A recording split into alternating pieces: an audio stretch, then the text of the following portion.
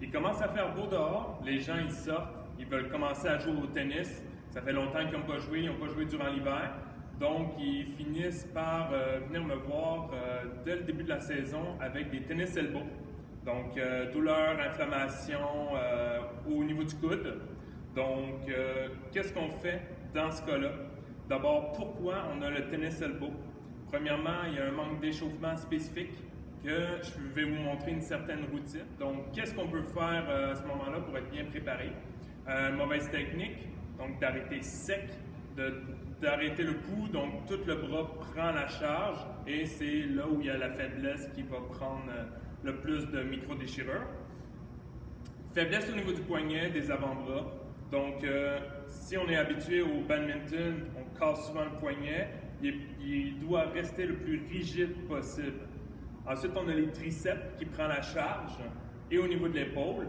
Et il y a aussi au niveau du corps.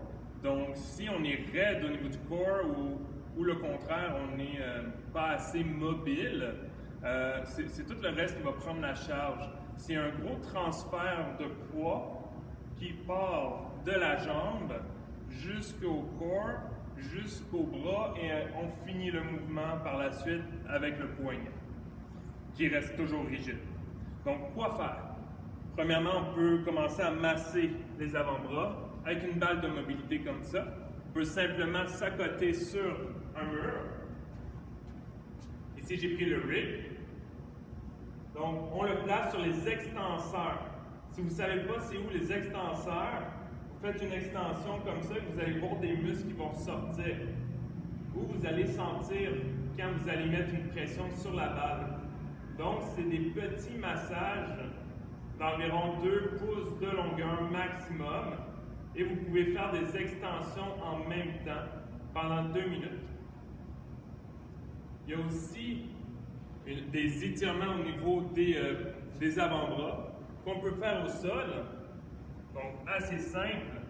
On peut placer les doigts vers soi le plus possible, garder les bras en extension et reculer vers l'arrière. Donc ça, c'est plus pour les fléchisseurs. Pour les extenseurs, on va faire la même chose, mais à l'envers, avec la paume de main vers le sol. Pour les avancés, on peut fermer les poings et essayer de garder les bras le plus droit possible et ensuite reculer.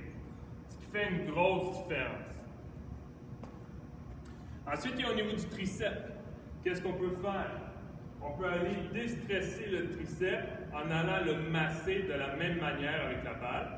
2 minutes toujours. Et au niveau de l'épaule, même principe. On peut y aller le devant de l'épaule, on peut y aller le côté de l'épaule, on peut y aller derrière l'épaule. Fait toujours 2 minutes par partie musculaire. Ensuite, il y a le renforcement. Qu'est-ce qu'on fait pour renforcer? On dit les poignets, mais c'est surtout les avant-bras, pour que ça puisse rester le plus rigide possible pendant le coup, au niveau autant du revers qu'au niveau d'un coup droit. Donc, des exercices de flexion qu'on peut prendre avec des dumbbells, donc des poids libres. On peut le faire en extension, comme ça. Donc, quand le bras est à côté sur, ça peut être la jambe ou un banc d'exercice. On peut faire même chose, flexion au complet, sans que le bras décolle. Au niveau des triceps, on peut faire des push-ups, push-up rapprochés, avec les coudes vers l'arrière. On peut y aller avec 2 poids libres en extension, comme ça. Et au niveau des épaules, le travailler avec une poulie, dans ce sens-là, dans le sens du revers, et même chose avec les abdominaux, que je vais tout vous montrer tantôt. Ensuite, il y a la mobilité au niveau du tronc. Donc, si ça bloque au niveau de la colonne, c'est sûr que c'est le reste qui va compenser pour le coup. Donc, on va commencer surtout avec une mobilité du haut du dos. On peut utiliser un foam roller ici. On va simplement commencer à masser le haut du dos. On peut arrondir le dos. on peut faire le bas pour s'assurer que les lombaires également sont déstressés. Et on va essayer également d'enrouler le foam roller. Évidemment, il faut y aller de façon très progressive.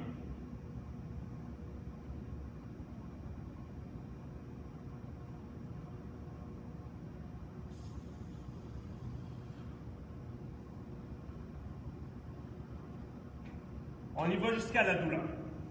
Donc, tu évites d'aller trop loin pour justement ne pas avoir de douleur au niveau du dos, faire attention aux vertèbres. Si tu sens une raideur, fais attention. Tu peux aussi avoir un blocage parce que tu as des vertèbres qui sont en rotation ou mal placées. Je te conseille de voir avec un chiropraticien ou un ostéopathe. Finalement, il y a le transfert de la force et de la vitesse lors d'un coup, admettons un coup droit. Ça part au niveau du pied. Il y a un transfert au niveau des hanches, de la cuisse, le bras. La balle est toujours en avant et c'est là qu'on frappe et on finit. On finit le mouvement en haut. Donc, il ne faut pas arrêter sec parce que c'est là qu'on va donner un coup au niveau des articulations. Donc là, on va aller voir au gym qu'est-ce qu'on peut faire en termes d'exercice, des répétitions pour aller faire du renforcement. Donc, on va aller travailler le renforcement avec 3 séries de 12 à 15 répétitions maximum.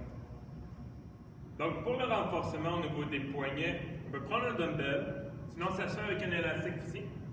On peut le faire assis.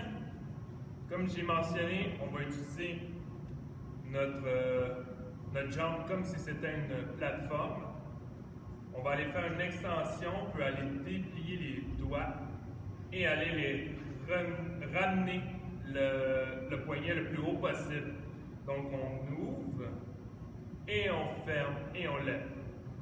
Fait que ça, c'est pour les fléchisseurs.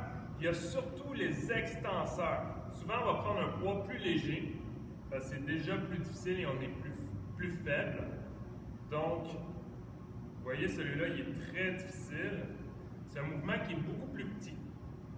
Donc, le but, c'est de faire l'extension le plus haut possible avec le bras. Et il y a un blocage au niveau des os du carpe. On va faire la même chose ici. Évidemment, si on va renforcer un côté, je vous conseille de faire le même nombre de répétitions avec l'autre. Donc, on va toujours équilibrer les deux côtés. Si on est plus faible d'un bord, le bord de la blessure, on va faire le même nombre de répétitions du côté opposé, même si on est capable d'en faire plus. Ensuite, il y a les triceps. On peut prendre un élastique ou un dumbbell. Avec le dumbbell, ça se fait bien.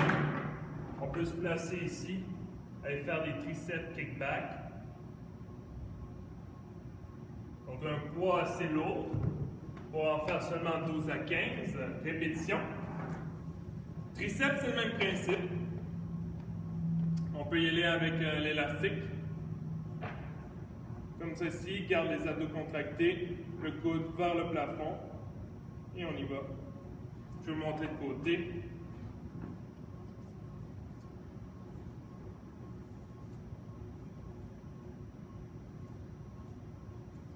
Ensuite, il y a les épaules. Les épaules, on peut y aller de côté. On va aller les travailler dans des angles différents, comme ça, en avant. Un peu vers l'arrière.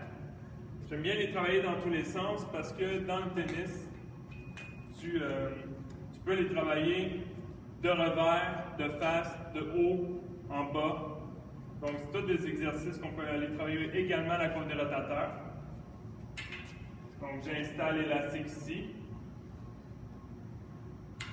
On peut mettre les deux et les rapidement. Donc, on peut aller croiser les bras, comme ça ici.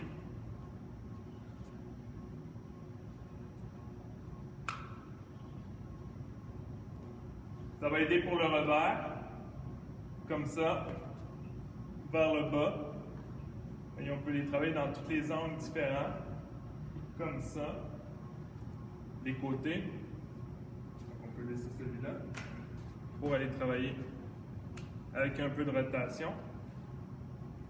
On peut prendre l'élastique plus rigide. Et pour terminer, le tronc, tout le corps, donc on va prendre un élastique un petit peu plus rigide. Ça se fait très bien avec les poulies aussi. Donc une bande élastique. Le but, c'est de garder les bras le plus droit possible en extension et de toujours garder le centre des mains au niveau de la poitrine, au centre des pectoraux. On part ici. On garde le corps droit. C'est juste une rotation au niveau du corps. Fait que c'est le corps qui tourne et non les bras qui s'en vont trop loin. Puis là, je ne suis plus vis-à-vis le centre de la poitrine. Donc on part.